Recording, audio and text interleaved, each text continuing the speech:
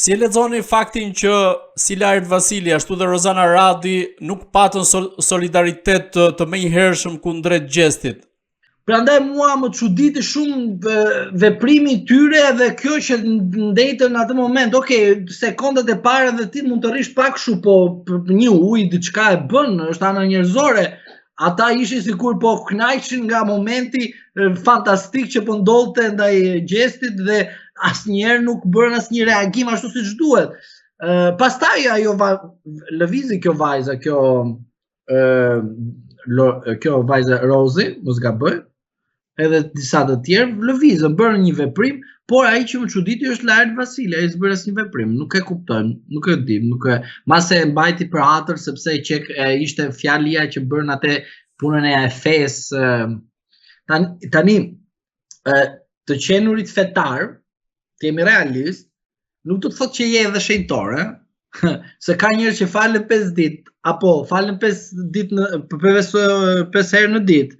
Ka njerëz që shkojnë kish, ka njerëz që nuk shkojnë kish, ka njerëz të cilët mund të janë të alkolizuar, por janë më fetar në aspektin e të qenurit besnik, kanë ndryshime, pra nuk mundesh ti të reagosh ose të bësh një shfaqje të tillë duke mos vepruar, sepse ti pate një konflikt fetar me Gjestin. Ishte një gabim dhe uroj popullit shqiptar, ata që votojnë në Big Brother, mos të votojnë Lajrit Vasili, normalisht të votojnë Gjestin, sepse ishte do të thoya një goditje e cila e ngreti Gjestin përpara dhe besoj se do të ketë avantazh shumë të madh në fitoren që e pret me datën ose të shtunën e ardhshme. A mendoni se reagimi i tyre duke mos qenë solidar me Gjestin ka të bëjë me faktin se edhe ata vetë kanë qenë, po themin thojza, viktimat provokimeve të Gjestit?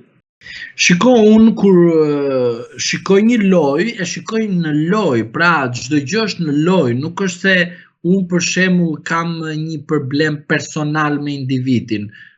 Pra unë e bëj me lojë, kur kam një proces gjyqësor, unë nuk shikoj palën tjetër ta fitoj sepse kam ambicie personale, që dua t'i marr pronën apo diçka se përfaqësoj klientin tim. Është një proces gjyqësor që unë e shikoj nga ana profesionale. Po e fitova nga ana profesionale, mirë, po se fitova, normalisht e fitova pala tjetër. E pranoj vendimarrjen, më kupton?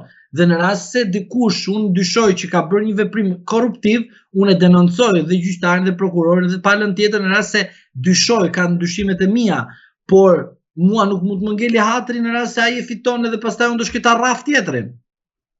Si nuk shkon kjo gjë, dhe nuk do më ngel, dhe unë nuk do kënaqem në rast se atit i ndodh një fatkeqësi dhe unë do kënaqem që i ndodhi atit sepse më fitoi gjyqin. Se nuk shkon kjo gjë.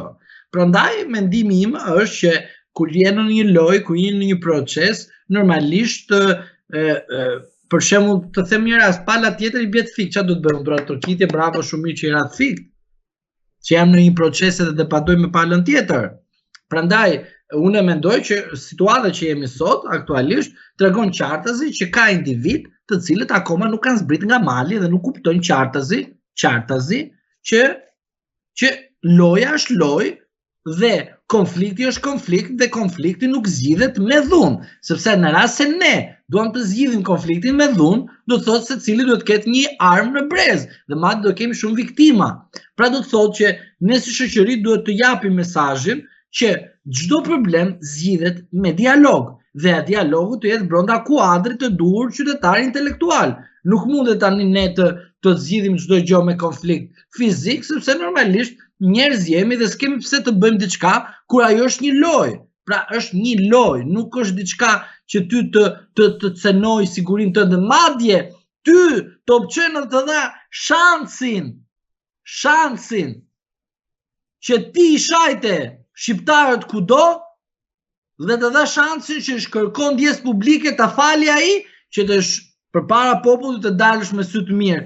Dhe këtë ai ishte i pabes. Pra Jozi ishte i pabes, pra ishte personi që mund të hajë në shtëpinë tënde dhe mund të vrasi po ty në shtëpinë tënde.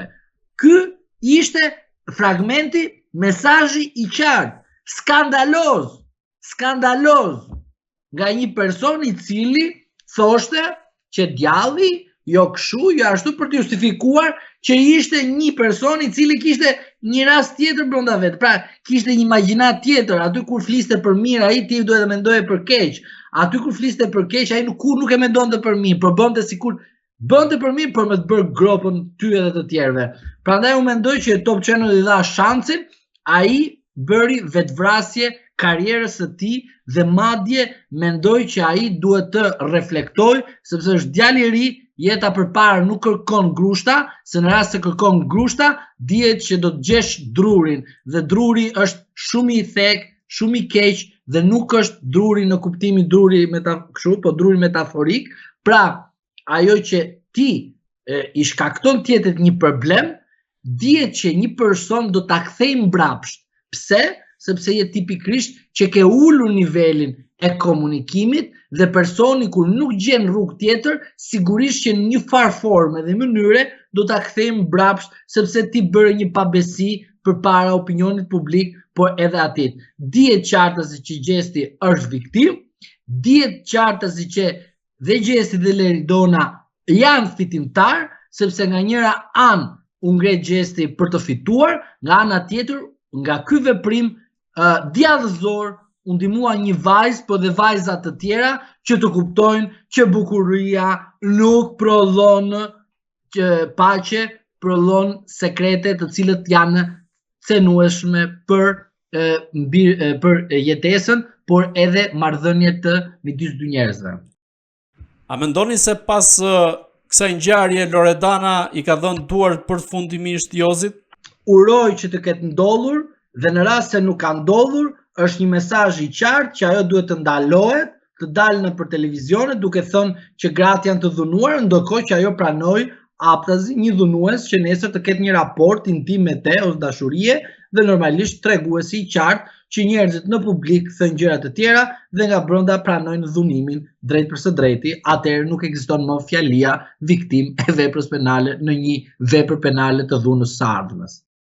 Lexoni reagimet, qofshin ato pro Gjestit, por edhe ato që deri diku e kanë justifikuar Jozin sepse ai ka qenë i provokuar vazhdimisht, por nga ana tjetër edhe mbështetësit e Gjestit që kanë shkuar para godinës së Top Channel duke kërkuar Jozin.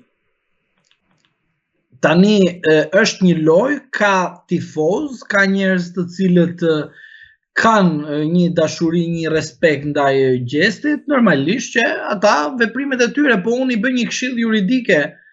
Edhe unë e mendoj ndonjëherë të rraf në njërin, po pastaj them, po mira, vlen të futem unë burg për një njerëz të tillë, s'ja vlen.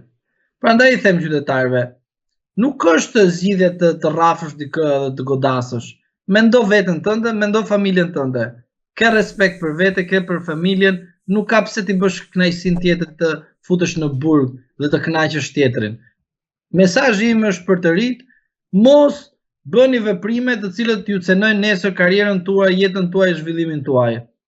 Shikoni qartësi, kush është ai? Po ja vlen tani të futesh në burg për Jozin. Tani ju lutem, ja vlen, s'ja vlen më. Nuk ka vlerë të futesh në burg për atë. Po kjo nuk do të thotë që duhet të futesh për një tjetër.